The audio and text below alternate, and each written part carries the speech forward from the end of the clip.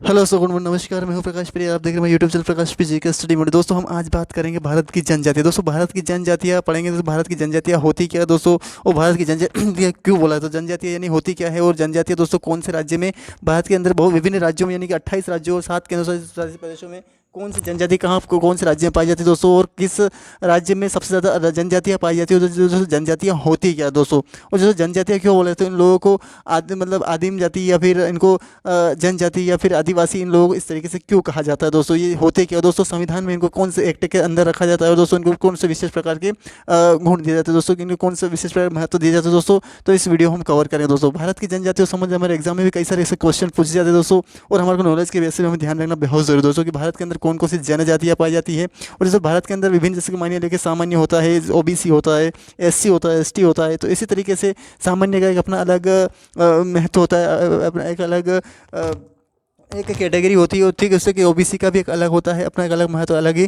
Category होती है दोस्तों, अलग ही अपने अपने श्रेणी, अलग अलग अपने अपने कार्य होते हैं दोस्तों, काम काज होते हैं, रीति रिवाज और रहन सहन जो भी होता है दोस्तों, वो अपने अपने अलग अलग होता है। लेकिन जनजातियों में दोस्तों इससे थोड़ा अलग होता है दोस्तों। तो हम देखेंगे कि जनजाति और एग्जाम बेस पे, नॉलेज बेस पे, दोनों बेस पे देखेंगे कि भारत के अंदर जो जनजाति दोस्तों वो कौन से राज्य में पाई जाती है और कौन से राज्य में कहाँ स्थित है दोस्तों, और दोस्तों वो उनके रहन सहन कैसे हैं दोस्तों, और उनके संविधान में कौन सा आर्टिकल के तहत यानी कौन सा अनुच्छेद में उनको रखा गया है, और ये जनजाति की उत्पत्ति कैसे हुई दोस्तों, कहाँ ये कैसे उनके इनकी उत्पत्ति, इनका स्थान कैसे है दोस्तों। तो इसका हम बताएंगे दोस्तों, इस वीडियो में अपन अच्छी तरीके कवर करेंगे दोस्तों। वीडियो को अंत तक जरूर देखिएगा, तो आपकी इसको भारत की जनजातियों संबंधित आपको एग्जाम के बेस पर, नॉलेज के बेस पर, दोनों बेस पर अच्छी तरीके से आपको जानकारी प्राप्त हो सके दोस्तों। तो वीडियो को अंत तक जरूर देखिए दोस्तों। चलिए दोस्तों स्टार्ट करते हैं भारत की जनजातियाँ। दोस्तों भारत की जनजातियों के बारे में सबसे पहले पढ़े तो भारत की जनजातियाँ उन्हें ही किसको बोला जाता है, इसके बारे में हम डिटेल में कवर करें दोस्तों। सबसे पहले बात कर लें थोड़ी सी कि भारत की जनजातियाँ, तो भारत की जनजातियाँ दे रखा है दोस्तों। सबसे पहले यहाँ पे भारत की जनजातियाँ दे रखा दोस्तों, यहाँ पे भारत की जनजातियाँ है ना।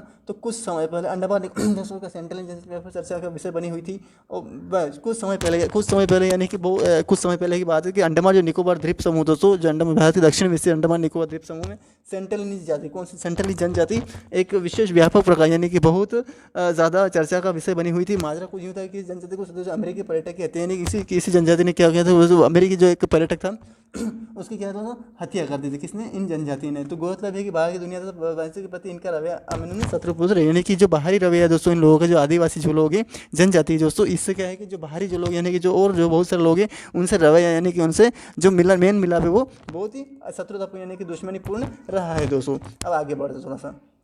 इस प्रकार वाकया पहली बार को देखने को नहीं मिला, कुछ देखने को नहीं मिला, तो फिर क्या देखने को नहीं मिला, इस प्रकार वाकया पहले तो देखने को नहीं मिला। जबकि जब बाहरी लोगों ने इन जातियों के साथ संपर्क साधने की कोशिश की, तब इन्होंने हिंसक त्यौहार दोस्तों, कभी भी कोई ये जो पहली बार को देखने को नहीं मिला, यानी कि इस प्रकार का जो वाकया पहली बार देखने को नहीं मिला। इससे पहले भी कई बार ऐसे काम हो चुके हैं, यानी कि इन लोगों ने काफ़ी लोगों के साथ ऐसा बुरा व्यवहार कर चुके हैं, यानी कि कई सारे हत्याएं कर चुके हैं, कोई बुरा व्यवहार कर चुके, दुश्मनी कर चुके हैं। जब बाहरी लोगों ने इन जनजातियों के साथ संपर्क साधने की कोशिश की, तब तो इन्होंने हिंसक, यानी कि इन्होंने जब लोगों ने सोचा कि नहीं चलो तो इन लोगों को भी अपना संपर्क बनाए रखने की कोशिश करें, तो इन्होंने जब इन्होंने अपने को इसी तरीके से दुश्मनीपूर्ण व्यवहार किया। उन्होंने इनके रवैये के कारण आज़ादी से पहले इन्हें क्रिमिनल ट्रिब्यूनल एक्ट, यानी कि इनको अगर एग्जाम में क्वेश्चन पूछा जाए कि इनको कौन से क्रिमिनल यानी सिटी एक्ट 1871 के तहत क्रिमिनल जनजाति के तक का दर्जा, यानी क्रिमिनल जनजाति यानी कि ये दुश्मनी जनजाति है, इस ऐसा दर्जा किसने, ब्रिटेन ने दे दिया दोस्तों। और इनके बच्चों को 6 वर्ष की आयु पर इनके माता से दूर कर दिया जाता था, यानी कि इनके जो बच्चे थे दोस्तों, ब्रिटिश सरकार में जब 6 वर्ष के बच्चे थे उनको इनके माता पिता से दूर कर दिया जाता था दोस्तों। तो इसे दूर किया जाता था। हालांकि आज़ादी बाद क्रिमिनल जातियों का दर्जा बदले के गैर अधिसूचित जनजाति यानी कि डी नोटिफाइड ट्रिप कर दिया, किसने, जब भारत से आज़ाद हो गया था जब 15 अगस्त 1947 को दोस्तों। तो उसमें क्या हुआ दोस्तों कि उसने क्रिमिनल जनजाति के दर्जे को बदल कर, यानी कि उनके जो क्रिमिनल जनजाति का जो दर्जा था उसको बदल कर दोस्तों उन्होंने क्या कर दिया दोस्तों, ये इन्होंने गैर अधिसूचित जनजाति के रूप में इन्होंने कर दिया दोस्तों, किसने, भारत सरकार ने दोस्तों। आगे बढ़ते दोस्तों, ये जनजातियाँ मसलन डी नोटिफाइड और डो नॉमिनेट, सेमी नोमिनेट, सरल शब्दों में कहे तो घुमंतु जनजाति आज भी कई समस्याओं का सामना कर दोस्तों। बाहर की जो जनजाति की बात करें दोस्तों, ये आज भी दोस्तों अगर गैर अधिसूचित जनजाति तो कर दिया इनको नोट कर, लेकिन दोस्तों आज भी जनजातियाँ डी नोटिफाइड और डी नोमिनेट दोस्तों, सरल शब्दों में कहे तो यानी कि ये अलग ही इनका विकास नहीं हो पाया है, कहे तो घुमंतु जनजाति आज भी कई समस्याओं का सामना कर रही है, कई समस्याएं इनके शेड्यूल आर्थिक रूप से, सामाजिक रूप से, राजनीतिक रूप से देखा जाए तो इनको, धार्मिक रूप से देखा जाए तो दोस्तों इनका हर रूप से मतलब इनको ये गृहस्थ रूप से भी देखा जाए तो ये काफ़ी अलग अलग समस्याओं का सामना कर रहे हैं। समाज के अन्य दोस्तों की भी इनकी दयनीयता स्थिति किसी से छुपी नहीं, यानी कि इनकी जो ये कितना भी छुपा है फिर भी ये छुप नहीं सकती, इनकी दयनीय स्थिति इतनी हालत खतरनाक है दोस्तों। आगे बढ़ते हैं। ऐसे में सवाल उठता है कि आखिर क्या कारण है, ऐसे में ये सवाल उठता है दोस्तों क्या कारण है कि ये लोग ऐसे जनजाति में बने हुए हैं, क्या कारण है, ऐसा क्या कारण है।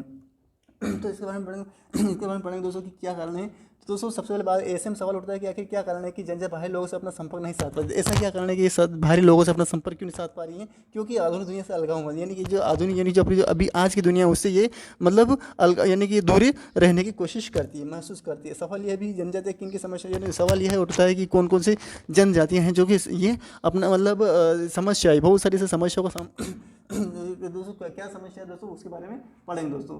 आगे बढ़े दोस्तों, इसमें दे रखा है कि कौन सी समस्या है जो उन्होंने सामना कर रही हैं। इस लेख में इन्हीं सवालों को जवाब तलाशने के लिए कोशिश की गई। इन जो लेख है अपने जो पढ़ रहे हैं दोस्तों, ऐसे सवाल जवाब तलाश करने की कोशिश की गई है। यहीं पर एक सवाल मन में कौन सा है, यानी एक सवाल मन में ये आता है, विचार आता है कि जनजाति किसे कहते हैं। अब दोस्तों ये क्वेश्चन उठता है कि जनजाति तो है, ठीक है, इंसान सब है दुनिया में, मानव एक जैसा इंसान है, फिर इनको जनजाति क्यों कहा जाता है, क्या कारण है कि जनजाति है ये। इनको जनजाति की जाति तो सभी है, लेकिन जनजाति क्यों बोला, जनजाति यानी कि जनजाति यानी कि जन भी है और जाति भी है, तो फिर इनको जनजाति क्यों कहा जाता है। तो इसकी परिभाषा क्या है, इस लेख के माध्यम से उन्हीं प्रश्नों को जवाब तलाशने की कोशिश करेंगे दोस्तों।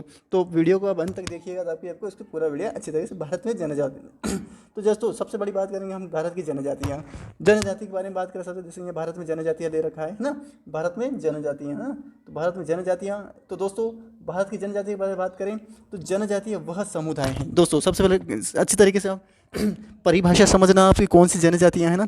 जनजाति कैसे कहते हैं, एग्जाम में क्वेश्चन जैसे मान लीजिए पीएससी के एग्जाम या पीसीएस की एग्जाम जो होती है, यूपीएससी लेवल के जनजाति के बारे में संबंधित क्वेश्चन पूछा जाता है दोस्तों, तो हमें पूरा पता होना चाहिए कि जनजाति किसे के तो आपको पूरा डिटेल में अच्छी तरीके से समझने की कोशिश करनी चाहिए दोस्तों। अब दोस्तों पढ़ते हैं, जनजातियाँ वह समुदाय हैं। समुदाय का मतलब आप समझते हैं, यानी कि ये मतलब समुदाय यानी ये एक ऐसा समुदाय है, यानी कि तो दोस्तों इसमें जनजातीय वह समुदाय हैं जो एक अलग ही निश्चित भूभाग में निवास करती है, यानी कि एक ऐसा समाज है, ये एक ऐसा समुदाय यानी कि ऐसा भाग है ये, या फिर ऐसा संगठन है ये जो अलग निश्चित भूभाग में निवास करती है ना। तो अलग निश्चित भूभाग यानी कि मतलब यह है तो मतलब इनका किसी और से कोई ताल्लुक ही नहीं, कोई संपर्क नहीं रहता, ये अलग ही निवास करते किसी निश्चित भूभाग, यानी कि इनकी कोई एक निश्चित भूभाग यानी भू सीमा होती है, भूभाग यानी ज़मीन होती है, वहीं पर ये निवास करती है दोस्तों। और जिनकी एक अलग संस्कृति, अलग रीति रिवाज, अलग भाषा होती है दोस्तों। इन लोगों की जो इनकी इनकी जो संस्कृति है वो अलग ही होती है, इनके अलग रीति रिवाज होते हैं।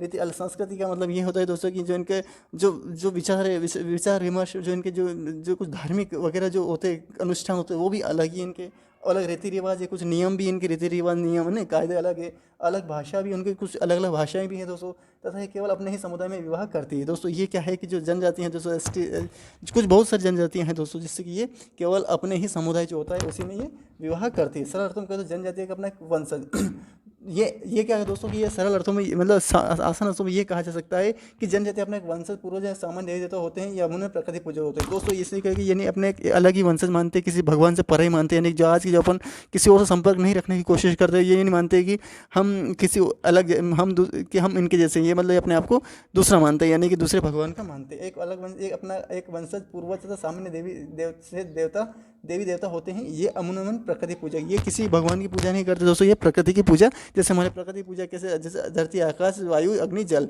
इनकी पूजा ये करते दोस्तों। शायद आप समझ गए होंगे। अब दोस्तों थोड़ी सी परिभाषा से आप समझ गए होंगे कि ये अलग ही इनकी परिभाषा है। तो आगे बढ़ते, भारतीय संविधान में अनुसूचित जनजाति कहा गया है।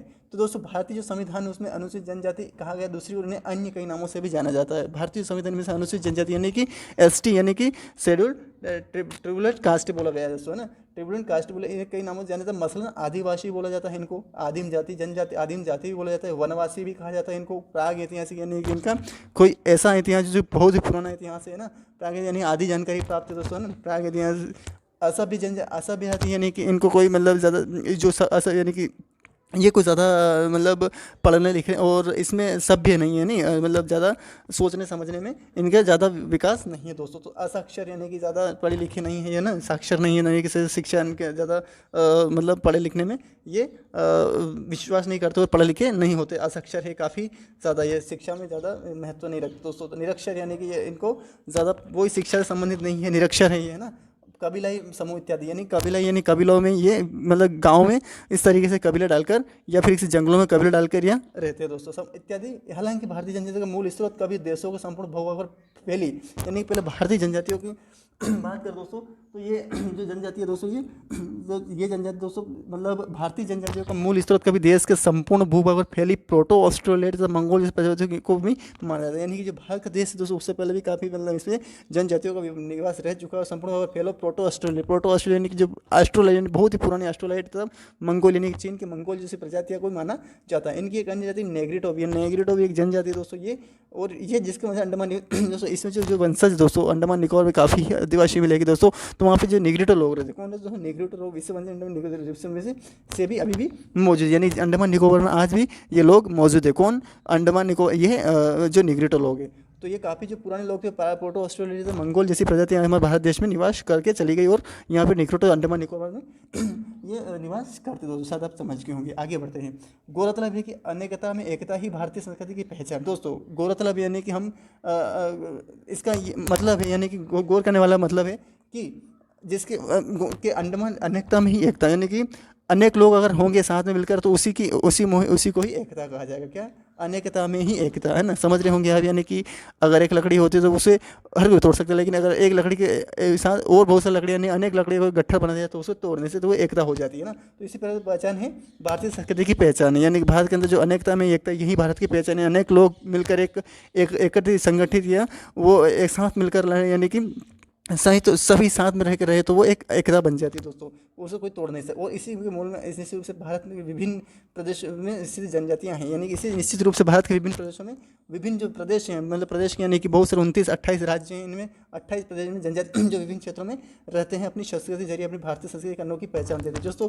विभिन्न क्षेत्रों में रहते हैं, यानी कि जो राज्य उन विभिन्न क्षेत्रों में अपनी संस्कृति यानी कि जो अपने रीति रिवाज नियम कायदे जो अपने जो वजूद है, अपना महत्व है, वो उसके जरिए यानी कि उसके साथ उसके जरिए यानी कि उसके द्वारा वो भारतीय संस्कृति की एक अनोखी पहचान देती है। वर्तमान में उत्तर से लेकर दक्षिण, मान लिया उत्तर से लेकर दक्षिण, जम्मू कश्मीर से लेकर कन्याकुमारी, तमिलनाडु के कन्याकुमारी तक, ये लेकर पश्चिम तक जनजातियों के साथ साथ संस्कृति का, यानी कि पूर्व से पश्चिम, उत्तर से लेकर दक्षिण और पूर्व से यानी कि अंडमान जो कि अरुणाचल प्रदेश के वालांगू से लेकर गुजरात के सरक्रिक तक, ये पश्चिम जनजातियों के साथ साथ संस्कृति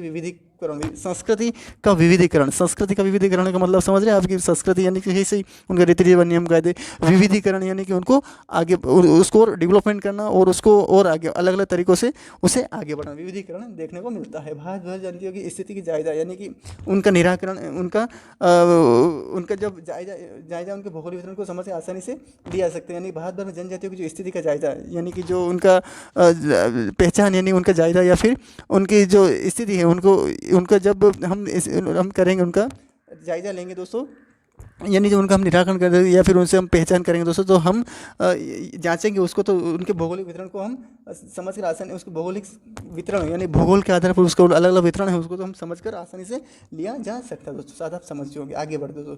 जनजातियों का भौगोलिक वितरण दोस्तों जो दे रखा है जनजातीय का भौगोलिक वितरण, है ना। तो भारत का जनजातीय का भौगोलिक वितरण किस तरीके से, नहीं भूगोल के आधार पर किन किन भागों में बांटा जा सकता है, भौगोलिक वितरण, है ना। तो भारत का भौगोलिक वितरण, भौगोलिक आधार पर भारत की जनजातियों को विभिन्न भागों में विभाजित किया गया है। कैसे विभाजित किया गया है? जैसे उत्तर तथा पूर्वोत्तर क्षेत्र। उत्तर, अब दोस्तों एग्जाम में क्वेश्चन पूछ सकते हैं कि कौन सी, अपन एग्जाम में क्वेश्चन तो ये पूछ सकते हैं कि यार हमें कौन सी जाति कहाँ निवास करती है, उस राज्य में कौन सी निवास जानती है, सबसे ज़्यादा बड़ी जाति कौन सी, छोटे छोटे जाति कौन सी है, कौन से राज्य में कहाँ वो राज्य, उनका रहन सहन, खान पान, उनकी व्यवस्था कैसी, उनका सब इससे उनको आर्थिक सामाजिक राजनीतिक हर धार्मिक सभी तरह से हमें क्वेश्चन पूछ जाते हैं। तो हमें ये ध्यान रखना है कि कौन से राज्य जनजाति कौन से राज्य में स्थित है और वो कहाँ रहती है दोस्तों, उससे संबंधित क्वेश्चन हम कवर करेंगे दोस्तों। पूरा वीडियो अंत तक देखिएगा, आपको समझ में आ जाएगा दोस्तों, है ना। तो पूरा देखिएगा आपके कहाँ से हम जनजातियों के बारे में भौगोलिक वितरण पढ़ेंगे दोस्तों। तो भौगोलिक आधार भारत की जनजाति विभिन्न भागों में विभाजित किया है, जैसे उत्तर तथा पूर्वोत्तर क्षेत्र। अब उत्तर का क्षेत्र कौन सा हो जाएगा दोस्तों? जो उत्तर का क्षेत्र मान लीजिए कि ये जम्मू कश्मीर है, ये जम्मू कश्मीर, ये इधर का एरिया हमारा हिमाचल प्रदेश है, ये राजस्थान है। तो ये क्या है, जो उत्तर तथा पूर्वोत्तर क्षेत्र है ना, पूर्वोत्तर क्षेत्र का ये आ जाएगा इधर का अरुणाचल प्रदेश। मध्य क्षेत्र ये मध्य प्रदेश, और द्वीपीय क्षेत्र यानी कि जो नीचे का क्षेत्र अंडमान निकोबार, जो हमारा जैसे कि आंध्र प्रदेश, तमिलनाडु, तेलंगाना, है ना, कर्नाटक, ये जो है ना तेलंगाना, ये छत्तीसगढ़, ये जो एरिया है ना, ये द्वीपीय क्षेत्र हो जाएगा। तो इस क्षेत्र में हम बांट सकते हैं जनजातियों को। आगे बढ़ते तो उत्तर पूर्वी क्षेत्र के अंतर्गत उत्तर पूर्व क्षेत्र यानी कि जो भारत का ये एरिया है, जो जो जो ये जम्मू कश्मीर है, तो इधर का जो एरिया है दोस्तों, इसमें कौन सी जनजातियाँ पाई जाती है? मान लिया कि उत्तर जो पूर्व क्षेत्र के अंदर हिमालय के तराई क्षेत्र है, हिमालय का तराई क्षेत्र है, उसमें उत्तर पूर्वी क्षेत्र सम्मिलित किए जाते हैं। उत्तर पूर्वी क्षेत्र यानी कि जो उत्तर का एरिया है, जो जम्मू कश्मीर, पूर्वी क्षेत्र जो अरुणाचल प्रदेश की साइड का, सम्मिलित किए जाए। इस जम्मू, जैसे मान लिया कश्मीर हो गया, हिमाचल प्रदेश हो गया, दक्षिण उत्तर प्रदेश हो गया, थोड़ा सा बिहार हो गया, उत्तराखंड हो गया, और पूर्वोत्तर के सभी राज्य जितने इसमें आते हैं, सभी राज्य जैसे पूर्वोत्तर के जैसे मान लिया जाए कि कौन जम्मू कश्मीर बता दिया है ना, जम्मू कश्मीर हो गया अपना, हिमाचल प्रदेश हो गया ना, दक्षिण उत्तर प्रदेश, यानी दक्षिण के जो उत्तर प्रदेश, यानी कि जो उत्तरी उत्तर प्रदेश में तो नहीं रहते, लेकिन दक्षिण उत्तर प्रदेश में, बिहार में हो गया, उत्तराखंड हो गया, कि पूर्वोत्तर सभी राज्य इसमें आते हैं। यानी कि जो पूर्वोत्तर के जो जितने भी राज्य, मान लिया अरुणाचल प्रदेश, नागालैंड, मेघालय, मिजोरम है ना, मणिपुर मिजोरम, और उधर से फिर अरुणाचल प्रदेश, नागालैंड, मेघालय और मिजोरम, इनके जो त्रिपुरा है ना, तो ये जो है, ये आपको सब इसमें पूर्वोत्तर राज्यों में ये आदिवासी ही लोग मिलेंगे दोस्तों। अब इसमें कौन कौन से, अब इसमें क्वेश्चन ये पूछता है दोस्तों कि इसमें कौन कौन सी जनजातियाँ कहाँ पे स्थित है ना, तो इसे पूर्वोत्तर राज्य में कौन कौन सी जनजातियाँ आती हैं? तो इसे बकरवाल, इसमें जो जनजाति है दोस्तों, बकरवाल आती है, गुर्जर आती है, थारू आती है, बुक्सा, राजी, जौनसारी, सोखा, भाटिया, गद्दी, किन्नौरी, गारो, खासी, जयंतिया, ऐतिया जनजातियाँ निवास करती है। किसमें दोस्तों? इन्हीं पूर्वोत्तर क्षेत्रों में, उत्तरी पूर्वी क्षेत्रों में। अगर बात करें क्षेत्रों की, जैसे महाद्वीप, पठारी तथा पहाड़ी क्षेत्र शामिल दोस्तों। इस बात करें कि मध्य क्षेत्र की, तो मध्य क्षेत्र में कोई मध्य प्रदेश, तो इसमें प्रायद्वीप भारत, प्रायद्वीप भारत यानी कि जो नीचे के एरिया का जो है दोस्तों, हमारे आंध्र प्रदेश, तमिलनाडु, तेलंगाना है ना, तमिलनाडु, तेलंगाना, जैसे कि हमारे छत्तीसगढ़ है ना, तो इसमें पठारी तथा पहाड़ी क्षेत्र की शामिल है। मध्य प्रदेश में दक्षिण राजस्थान, आंध्र प्रदेश, दक्षिण उत्तर प्रदेश, गुजरात और बिहार, ये जो है ना दोस्तों, ये मध्य क्षेत्र में आ जाते हैं। यानी आप तमिलनाडु इधर नहीं जाइएगा, केवल आपको मध्य प्रदेश, दक्षिण राजस्थान, थोड़ा सा आंध्र प्रदेश तक जाइएगा, और दक्षिण उत्तर प्रदेश और गुजरात और बिहार तक ये लोग मिल जाएंगे दोस्तों। कौन से? ये अपने जो पढ़े हैं, ये लोग यहाँ पे मिल जाएंगे दोस्तों। शायद आप समझ गए होंगे। आगे बढ़ते थोड़ा सा, तो दोस्तों सबसे पहले अब डिटेल बात करें थोड़ा सा और, तो जैसे झारखंड की बात करें, अब झारखंड जो है, झारखंड की राजधानी रांची है। छत्तीसगढ़, रायपुर, ओडिशा के भुवनेश्वर आदि इन भील, गोंड, रेड्डी, संथाल, हो, मुंडा, कोरवा, उरांव, कोल, बंजारा, मीणा, कोली आदि जनजातियाँ इसी में किसमें रहती है? ये जो जनजातियाँ झारखंड, छत्तीसगढ़ और ओडिशा में ये पाई जाती है। फिर और नीचे दक्षिण एशिया, कर्नाटक, तमिलनाडु राज्य में भी आते हैं, जहाँ टोडा, कोरमा, गोंड, भील, कड़ा ये जनजातियाँ इसमें दोस्तों पाई जाती है। दोस्तों आप शायद समझ गए होंगे दोस्तों। अब आगे बढ़ते दोस्तों। तो दोस्तों इसमें दे रखा है कि द्वीपीय क्षेत्र, द्वीपीय क्षेत्र में कौन कौन से क्षेत्र? द्वीपीय क्षेत्र में अमूमन अंडमान और निकोबार जनजातियाँ आती है ना। द्वीपीय क्षेत्र का मतलब जो नीचे का जो एरिया है, कौन से जैसे झारखंड, वो अपने पर मध्य प्रदेश, दक्षिणी राजस्थान है ना, गुजरात हो गया, बिहार हो गया, थोड़ा झारखंड, दक्षिणी उत्तर प्रदेश हो गया, फिर थोड़ा सा आंध्र प्रदेश हो गया। ये द्वीपीय क्षेत्र अमूमन अंडमान निकोबार जनजाति, जैसे मसलन सेंट्रल जाति, ओंगा, गोरवा, सोमपेन इत्यादि, ये हाल ही में रहने के कारण ये जरूर हो सकता है कि हम एक सरसर सेंट्रल जाति पर डालें। जो द्वीपीय क्षेत्र में अंडमान जो निकोबार द्वीप समूह ना, तो अंडमान निकोबार जो द्वीप समूह जिसकी राजधानी दोस्तों पोर्ट ब्लेयर है, आपको ध्यान रखना। मसलन सेंट्रल जाति वहीं पर निवास करती, ओंग, चारवा, सेम्पन आदि हालिया चर्चा विषय रहने के कारण यही यह जरूरी हो जाता है कि हम सरसरी नज़र सेंट्रल जाति पर डालेंगे कि क्या है सेंट्रल नज़र जनजाति, इसके बारे में थोड़ा पढ़ेंगे दोस्तों। तो चलिए दोस्तों इस तरह आगे बढ़ते हैं। सेंट्रल जनजाति की बात करें तो यह जनजाति प्रतिबंधित, यानी कि ये एक प्रतिबंधित, यानी कि ये रोकी हुई, इसके ऊपर रोक लगा रखी है शासन ने। तो क्या है कि यह जनजाति प्रतिबंधित और इसके ऊपर रोक लगा रखी है। उत्तरी सेंट्रल द्वीप पर रहने वाली एक नेग्रेडो जनजाति है। कौन सी? उत्तरी सेंट्रल द्वीप पर रहने वाली, यानी अंडमान निकोबार द्वीप में उत्तरी सेंट्रल द्वीप पर रहने वाली एक जनजाति है। 2011 की जनगणना अनुसार द्वीप पर उनकी संख्या लगभग 15 के आसपास थी, यानी कि 2011 की जो जनगणना हुई थी उसमें लगभग इनकी जनसंख्या कितनी थी? 15 थी। जहाँ एक तरफ अंडमान द्वीप 4 नेग्रेटो, यानी कि अंडमान निकोबार 4 नेग्रेटो और भी पाए जाते हैं, जैसे ग्रेट अंडमान, ओंगे, ओंज, जारवा, तो सेंट्रल का निवासी था वो। दूसरी तरफ निकोबार 2 मंगोलियन, यानी कि इन 4 जाति की जगह 2 जनजाति और भी हैं, जो कि वहाँ तो निकोबार में 2 मंगोलियन जनजाति मसलन निकोबारी तथा सोमपेन निवास करती है, 2 मंगोलियन भी निवासी करती है दोस्तों। फिर सेंट्रल के साथ अंडमान निकोबार द्वीप से अन्य जातियाँ, जैसे मान लीजिए ग्रेट अंडमान, सेंट्रल के साथ अंडमान निकोबार द्वीप से उनकी अन्य जातियाँ भी है, जैसे कौन सी, किसकी? सेंट्रल जनजाति की। ग्रेट अंडमान, ओंगे, जारवा, सोमपेन भारत की विशेष रूप से अंतर संवेदनशील जनजातीय समूह, यानी कि पार्टिकुलरिटी वुल्नरेबल ट्राइब ग्रुप, यानी कि PVTGS में शामिल है दोस्तों। तो शायद आप ये सेंट्रल जनजाति और ये इनकी जो मंगोलियन जनजाति है और इनकी जो प्रजाति है उनके बारे में आप समझ गए होंगे दोस्तों।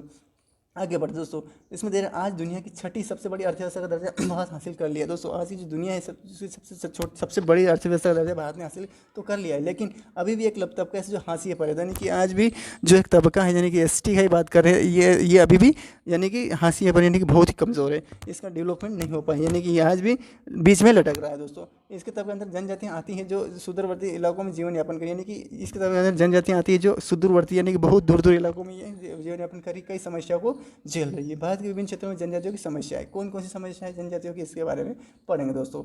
आगे बढ़ते दोस्तों, जैसे माने जनजाति ऐसे इलाकों में निवास करती है जहाँ, आगे बढ़े दोस्तों, इसमें दे रखा है जो जहाँ जनजातियाँ ऐसे इलाकों में निवास करती हैं जहाँ बुनियादी सेवा की पहुँचने के बराबर, यानी कि जो बुनियादी सेवा यानी कि जो इंसान की जो ज़रूरतें होती हैं उनकी भी उनको उनको वहाँ तक वो चीज़ें नहीं पहुँच पाती, ऐसे ऐसे इलाकों में ये निवास करती है। तो जनजाति ऐसे इलाकों में निवास करती है जहाँ की बुनियादी सुविधा यानी कि मान लीजिए रोटी कपड़ा मकान और शिक्षा ये तो है ही सही, लेकिन और भी बहुत सारी छोटी छोटी जो आवश्यकताएं होती है वो भी इनको नहीं मिल पाती है, सुविधा को पहुँचने के बराबर, लिहाजा ये बहुत सारी समस्याओं को झेल। अब ये अगर मान लीजिए ये चीज़ें नहीं मिलेगी तो इंसान तो वैसे भी यूँ ही कमज़ोर हो जाएगा ना, अगर ये नहीं मिलेगी तो जो मेन छोटी छोटी चीज़ें वो कहाँ से मिल पाएगी दोस्तों। अगर बात करें सामाजिक समस्याओं की तो ये जो समस्या आज अगर बात करें कि सामाजिक समस्याओं की, तो ये जो सामाजिक संपर्क स्थापित करने में अपने आप को सहज नहीं मानती, ये अपने आप को ये सोचती है कि अगर सामाजिक जो अन्य लोगों से ये सही तरीके से ये अपना तालमेल नहीं बिठा पाती, क्योंकि ये कमज़ोर समझती है और कमज़ोर है दोस्तों हर रूप से। इस कारण ये सामाजिक संस्कृति अलगाव भूमि है ना, भावना महसूस कर रही है, यानी कि ये सामाजिक संस्कृति अलगाव, समाज की जो संस्कृति अलग अलग संस्कृति से वो मिल मिलाप नहीं कर पाती हैं, उनकी भूमि अलगाव, यानी कि ये अपने आप की जो भूमि होती है निजे रहने स्थान होता है, ये खाने पीने जो कुछ फसलें उगाने वो भी जो अलग ही मानती है अन्य जातियों से, तो ये अलगाव मानती है, अस्पृश्यता यानी कि ये अपने आप ये दूसरों से यानी कि नफरत या फिर उनसे अस्पृश्य यानी कि उनसे अलग ही अपना एक भावना रखती है दोस्तों, महसूस करती है। इसी के साथ इनमें शिक्षा का, मनोरंजन, स्वास्थ्य, पोषण, सुविधा, पेंशन की स्थिति में मिलती है। इसमें ही जो हमें शिक्षा भी इसमें कमज़ोर मिलती है, इन मनोरंजन भी इसमें ऐसा नहीं मिला जाता है कि जो डेवलपमेंट आज मनोरंजन होता जा रहा है, मोबाइल्स हो गए, कंप्यूटर्स हो गए, इनमें इतना नहीं मनोरंजन इस तरीके से नहीं कर पाते। ये स्वास्थ्य, इनके जो स्वास्थ्य की स्थिति वो भी काफ़ी अलग होती है, यानी कि इनका मतलब स्वास्थ्य के प्रति कोई रुझान नहीं होता। ये अगर कोई बीमार है तो वो बीमार ही रह सकता है, कोई इलाज वगैरह करने का इतना कोई नहीं रहता दोस्तों। स्वास्थ्य तथा पोषण में भी यानी कि उनके कोई पोषक आधार पर देखा जाए तो ये काफ़ी कमज़ोर देखी जाती है, यानी कि अपने आप को पोषण भी नहीं दे पाती, सही तरीके से खाना पीना नहीं कर पाते, सब वंचन भी स्थिति में मिलता है दोस्तों। आप समझ गए होंगे दोस्तों। आगे बढ़ दोस्तों, तो साथ समझ गए दोस्तों।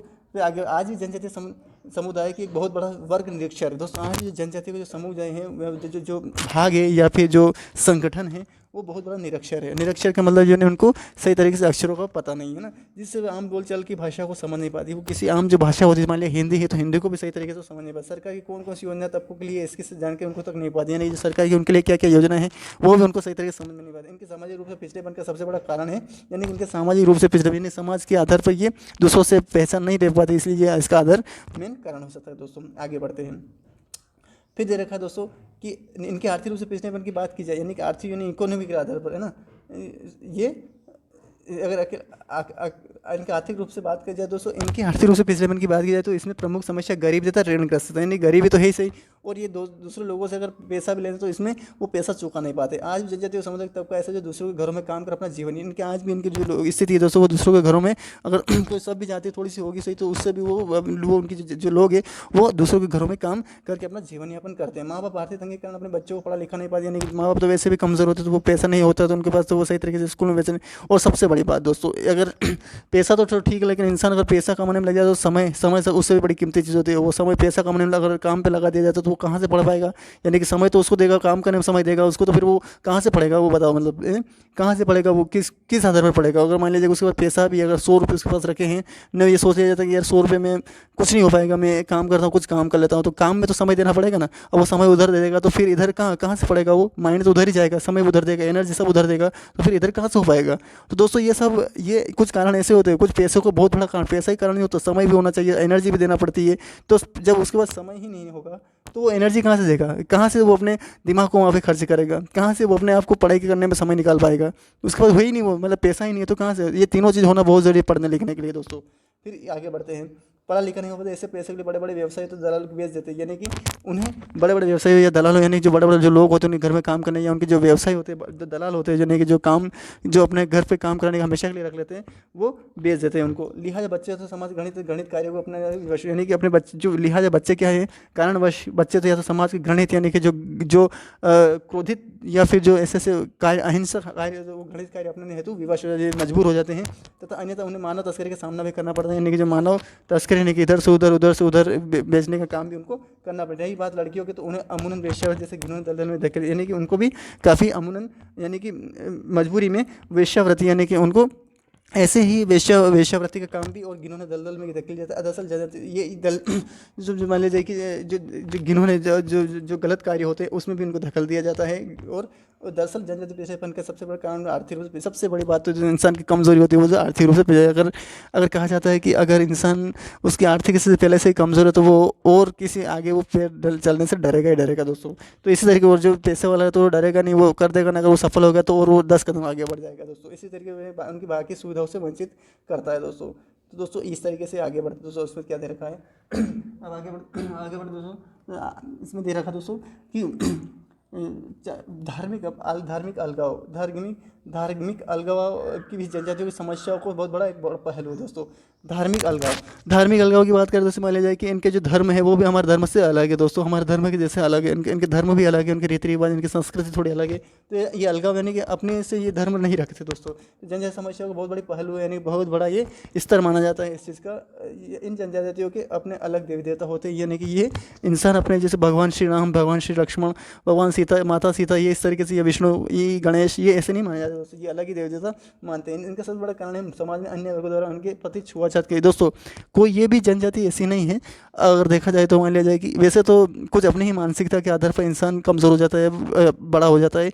पर अगर ये अपने आप को नहीं बदल तो दूसरे भी उससे व्यवहार तो दोस्तों ऐसा नहीं है। अगर इंसान अगर इनसे थोड़ा सही व्यवहार करना पेश है तो ये भी थोड़ा अच्छा व्यवहार करती है, ऐसा नहीं है। पर लेकिन कुछ कारण होते हैं कि अन्य वर्ग द्वारा इनके प्रति छुआछूत के, इनसे वो बहुत सारे वर्ग इनसे छुआछूत के व्यवहार करते हैं। अगर हम थोड़ा पीछे जाए तो पाते हैं कि तो जनजाति को अछूत तथा अनार्य मानकर समाज को बेदखल कर दिया जाता है। यानी कि अगर हम थोड़ा और पीछे जाएँ तो और पीछे समय में जाएंगे तो जनजातियों को अछूत, यानी कि ये बहुत ही शुद्र जनजाति तथा अनार्य मानकर समाज को बेदखल करके समाज में मदिरा में प्रवेश तथा पवित्र स्थानों को उपयोग प्रतिबंध कर, यानी कि इनको मदिरा में प्रवेश, यानी कि मंदिरों में प्रवेश भी नहीं जाता है उनको, तथा पवित्र स्थान में जैसे मान लीजिए पवित्र स्थान जो होते हैं, मंदिरों में पवित्र स्थान होते हैं, वहीं पर इनको भी प्रतिबंध लगा जाए। आज भी इनकी स्थिति ले देकर यही है ना। सो आज भी इनकी स्थिति ले देकर आज भी स्थिति वैसे डेवलपमेंट तो हो जा रहा है, लेकिन कम से ये जाति हमेशा नीचे ही रह रही है दोस्तों। यही सब पहलू है जिसके कारण जनजाति आज बाहरी दुनिया के संपर्क स्थापित नहीं किया दोस्तों। आज भी दुनिया में ये जो जनजाति है ना, अपना संपर्क लोगों से नहीं स्थापित कर पा रही है। और इन्हीं सब समस्याओं का हल ढूंढने के लिए सरकार द्वारा अपने विकास पहलू को दोस्तों, इन्हीं सब समस्याओं का हल ढूंढने के लिए सरकार जो है ना, वो अपना है कि कुछ विकासात्मक पहलुओं पर चर्चा करना मुनासिब होगा, यानी कि ये हमें ज़रूरी होगा दोस्तों। विकासात्मक पहलुओं पर इनके बारे में सोचना बहुत ज़रूरी होगा, ढूंढने सरकार द्वारा अपने गए इन्हें बहुत ज़रूरी होगा दोस्तों। थोड़ा सा बाकी बात की जनजाति उत्थान के लिए सरकार द्वारा उठाए गए कौन कौन से दोस्तों, इसके बारे में पढ़ लेते हैं। थोड़ा सा क्या दे रखा है कि जनजाति उत्थान के लिए, जनजातियों के जो विकास के लिए, उनके डेवलपमेंट के लिए, उनको आगे बढ़ाने के लिए क्या क्या सरकार द्वारा कदम उठाए गए दोस्तों। तो आगे बढ़ते हैं। संविधान के प्रश्नों को देखें तो है ना, संविधान के पन्नों को देखें, यानी पन्नों को देखें तो जहाँ अनुसूचित जाति 5 में अनुसूचित जनजाति क्षेत्र के, वैसे SC और ST थोड़ा सा मिलते जुलता है, लेकिन SC थोड़ी उससे सुधरी हुई है। तो 5 अनुसूचित क्षेत्र अनुसूचित जनजातियों के प्रशासन नियंत्रण का प्रावधान ये किस में दिया गया है? अनुसूचित 5 में। वहीं दूसरी तरफ अनुसूचित 6 में असम, मेघालय, त्रिपुरा और राज्य में अन्य जाति प्रशासन का उपबंध, यानी कि इनके ऊपर शासन का कोई महत्व नहीं है, शासन इनके ऊपर ये काम नहीं करता। इसके अलावा अनुच्छेद 17 में समाज में किसी भी तरह की अस्पृश्यता निषेध करता है, यानी कि किसी समाज अनुच्छेद 17 किसी भी जो समाज धर्म है उसके ऊपर वो किसी भी तरीके से उनके ऊपर अस्पृश्य रहने की उनको अलग नहीं करता है ना, का निषेध करता है। तो निषेध करता है 46, यानी अनुच्छेद जो नीति निषेध 46 तत्व है वो तहत राज्य को यह आदेश दिया गया है कि वो अनुसूचित जनजाति ज़्यादा अन्य दुर्बलों को शिक्षा और उनके अर्थशास्त्रों की रक्षा करे। कौन? ये अनुच्छेद 46 में दिया गया है कि अन्य राज्य को आदेश दिया गया है, जो अन्य जो राज्य है उनको आदेश दिया है कि वो अनुसूचित जाति, अनुसूचित जनजाति, अन्य दुर्बल वर्गों की, जो अन्य दुर्बल वर्ग है, इसके अलावा उनकी शिक्षा और उनके अर्थ संबंधी हितों की, यानी कि आर्थिक रूप से संबंधित हितों की रक्षा करे। कौन? अलग राज्य है ना। साथ आप समझ गए होंगे।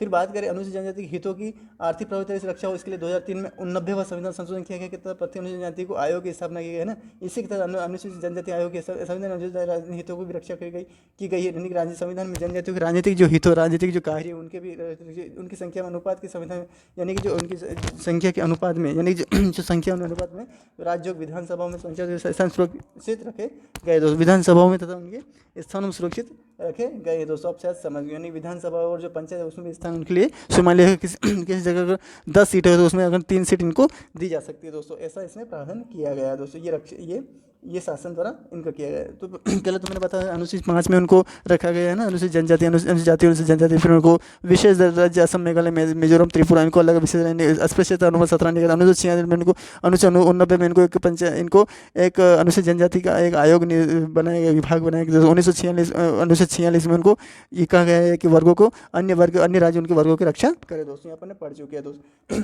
अब आगे बढ़ते दोस्तों, तो तेरा खाएँ कि इसमें आगे देख पड़ा दूसरे संविधान के प्रावधानों से इतर भी कुछ कार्य ऐसे हैं, यानी संविधान के प्रावधान, जो संविधान के जो नियम है, प्रावधान है, जो संविधान में दिए गए उनके इतर, यानी उनसे अलग भी कुछ ऐसे कार्य जिन्हें सरकार जनजातियों के हितों को अपने सरकार जनजातियों के हितों, यानी कि उनके बारे में, उनके कार्यों को अपने स्तर पर भी देखती है। यानी कि संविधान के प्रावधान के अनुसार जो है सरकार उनके जनजातियों, ये तो सब शासन को राज्यों को दे दिया, लोगों को दे दिया, लेकिन वो भी अपने नज़रों से देखती हैं। इसमें शामिल है सरकारी सहायता अनुदान, यानी कि सरकार भी ये सोचती है कि हम सरकार के द्वारा डायरेक्ट उनको लाभ पहुँचे। तो कौन से सरकारी सहायता अनुदान, अनाज बैंकों की सुविधा दे रखी, आर्थिक उन्नति हो तो प्रयास भी करते हैं।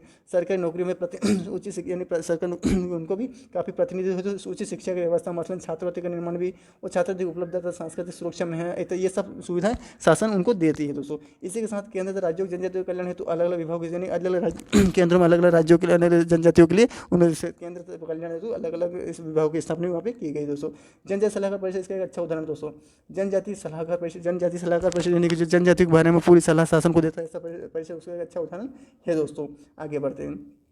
इन्हीं विभागों के परिणाम स्वरूप, इन्हीं विभागों का परिणाम है, इन्हीं पहलू का मतलब होता है इन्हीं स्तर, यानी इन्हीं कारणों के पहलू परिणाम जनजातियों की साक्षरता दर 1961 में लगभग 10.3% थी, यानी कि 1961 में कितनी थी दोस्तों, ये एग्जाम क्वेश्चन पूरे 10.3% थी।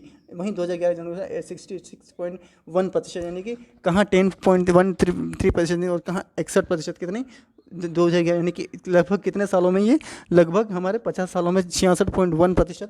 सरकारी नौकरी प्राप्त करने की सुविधा देने की दृष्टि से अनुसूचित जनजातियों के सदस्यों आयु सीमा तो उनके योग्यता में विशेष छूट की आवाज़, यानी कि उन लोगों को ये अब सरकारी नौकरी में भी काफ़ी अच्छी मान्यता दे दी गई, और उनकी आयु जो सीमा है उनको भी मान्यता में उसकी विशेष छूट है। यानी कि कोई अगर इंसान अगर 40 वर्ष तक अगर कोई एग्जाम दे सकता है तो उसको 45 वर्ष तक भी उनको 5 साल की सुविधा उनको वर्ष दी गई दोस्तों।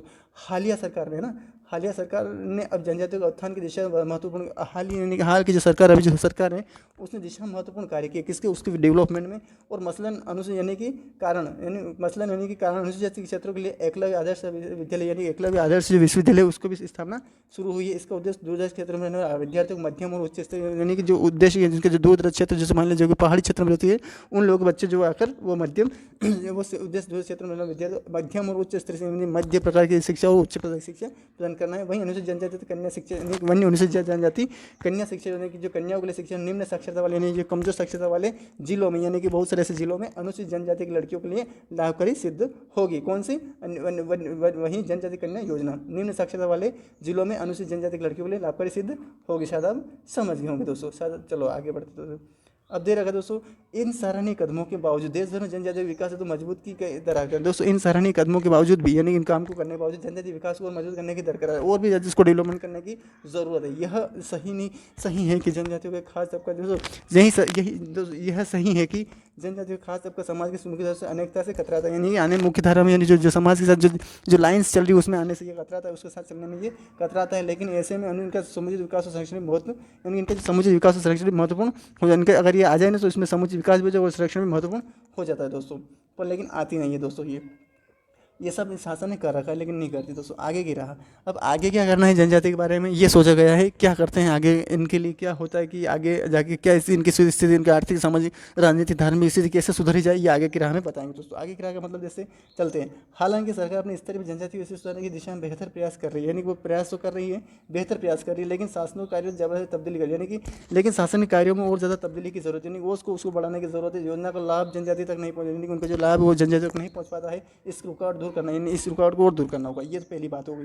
दूसरी, जहाँ साथ ही जनजातियों के प्रति मीडिया की उदासीनता को खत्म करने की जो सही, साथ ही जनजातियों के प्रति मीडिया की उदासीनता, जो मीडिया है दोस्तों, जो हमारा टेलीविज़न है या फिर दूरदर्शन, जो भी हमारा जो डिजिटली है दोस्तों, वो उनके प्रति मतलब उनके प्रति लोगों को उदासीनता, यानी कि काफ़ी ही उनसे लगाव या फिर ये कमज़ोर है ना, उदासीनता को खत्म करने की दरकार ये तो है ना।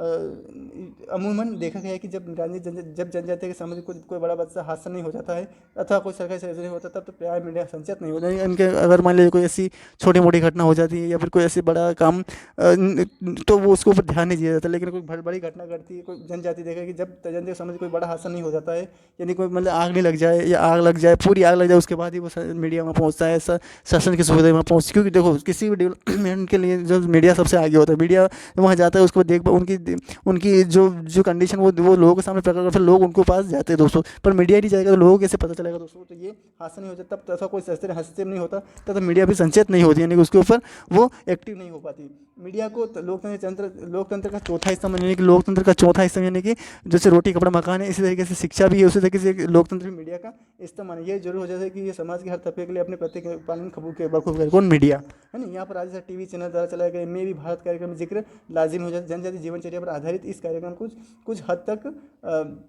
कुछ हद तक ये लाजिम हद तक जीवन चलाए गए में भी जिक्र लाजिमी तक ये हद हो जाता है। जनजाति जीवन पर आधारित इस कार्यक्रम में कुछ हद तक जरूर भारत की जनसंख्या पहचान को मुख्य काम करने में उसको और आगे बढ़ाने में मुख्य काम किया है। किसने में भी भारत इसमें ये किया है दोस्तों। आगे बढ़े दोस्तों, वहीं आर्थिक पहलुओं पर स्तर यानी वहीं आर्थिक स्तर पर हल करने के आदिवासी पहलू कृषि हेतु पर्याप्त भूमि को देने, स्थानीय खेती पर रोक लगाने आवश्यकता है तो यानी उनको भूमि देने और स्थानीय खेती करने रोक लगाने हेतु आवश्यकता भी कृषि के अत्यंत तरीकों से उन्हें अवगत करना। कृषि करने के जो तरीके हैं दोस्तों, डेवलपमेंट में जो अत्याधुनिक यानी बहुत सारे लोग खेती करने के बहुत सारे तरीके हैं, उसको भी अवगत कराना उनको जरूर दोस्तों। अवगत करना भी दिल विकल्प है दोस्तों। और इसके अलावा शिक्षा संबंधी समस्या को दूर करना है तो जरूरी यानी शिक्षा संबंधी उनको समस्या है, उनको जो वैसे शासन है तो उनको लिए विभाग की स्थापना कर दी, लेकिन फिर भी और उससे आगे बढ़ने की जरूरत है कि आदिवासियों के लिए सामान्य शिक्षा प्रशिक्षण की व्यवस्था की जाए दोस्तों। ये इसमें देना आगे बढ़ते दोस्तों। अब दे रखा है दोस्तों, स्कूलों में उन्हें व्यावसायिक प्रशिक्षण दिया जाए। व्यावसायिक यानी कि उनको जो व्यवसाय है उसके भी प्रशिक्षण दिया जाए। उसके जैसे शिक्षा ग्रहण करने के बाद उन्हें बेकारी की समस्या यानी कि उनको जैसे शिक्षा ग्रहण के बाद उन्हें अगर शिक्षा भी ग्रहण कर ली तो उनके व्यवसाय संबंधी उनको नॉलेज होना चाहिए। शिक्षा का किस तरीके से हम व्यवसाय में तब्दील करके अपना व्यवसाय कर सकते हैं। व्यवसाय प्रशिक्षण जिसमें बेकार समझना पड़े, कृषि, पशुपालन, मुर्गी पालन, मत्स्य पालन, मधुपालन अन्य प्रकार के हस्तकला भी उन्हें प्रशिक्षण किया जा सकता है दोस्तों। ये आदिवासी के लोग ये करना बेहद जरूरी है दोस्तों। शायद आप समझ गए होंगे। आगे बढ़ते हैं। स्वास्थ्य संबंधी समस्याओं को हल करने के लिए आदिवासी क्षेत्रों में चिकित्सालय का यानी कि हॉस्पिटल का चिकित्सा एवं आधुनिक दवाइयों का प्रबंधन जरूरी है ना दोस्तों। पहली बात तो दोस्तों मीडिया का है ना, मीडिया के बारे में अपन ने पढ़ा है दोस्तों। फिर दूसरी बात है दोस्तों, हमने ये पढ़ा है कि दोस्तों इनका जो इनकी जो रीति रिवाज है, जैसे हमने पढ़ा अभी दूसरे नंबर पे स्कूली शिक्षा है ना, स्कूली शिक्षा कृषि से संबंधित स्कूली शिक्षा संबंधित है ना, स्कूली शिक्षा संबंधित इनको आगे बढ़ाना। इसको स्वास्थ्य संबंधित समस्या यानी कि जो हॉस्पिटल वगैरह उनको भी आधुनिक दवाई प्रबंध जरूरी। इनके लिए पौष्टिक आहार यानी कि जो उसको पोषण संबंधी आहार, विटामिन की गोलियां व्यवस्था की जाता है कि इनको कुपोषण जैसे एसटी में लोग ये पोषित जनजाति नहीं है, इसलिए ये बीमारी को समाप्त कर सके। ये हॉस्पिटल यानी कि पहला तो अपन ने पढ़ लिया दोस्तों किससे संबंधित, मीडिया संबंधित, कृषि हो गया, फिर हमारे स्कूल शिक्षा से हो गया, और दोस्तों फिर हमारा हो गया ये हॉस्पिटल से संबंधित है ना। ये सभी कार्य इसमें होना बेहद जरूरी दोस्तों जनजाति के लिए है ना। फिर आगे बढ़ते हैं। जनजातियों की सबसे प्रमुख समस्याओं में से एक है। अब जनजातियों की सबसे प्रमुख समस्याओं में से एक क्या है, उनका सांस्कृतिक अलगाव। अब सांस्कृतिक सबको जो सांस्कृतिक एक दूसरे इंसान किसी जो संस्कृति के आधार पर जुड़े, वो चाहे उसे मान लीजिए किसी धर्म से मिले या रीति रिवाज से मिले या फिर उसे किसी भी रहन सहन से, खान पान से, या फिर व्यवहार, बोली, भावना, प्रेम जो भी होता है वो सब संस्कृति में आता है। तो ये उससे मिलती नहीं है तो कहाँ से वो सब कुछ इनका वो हो पाता है।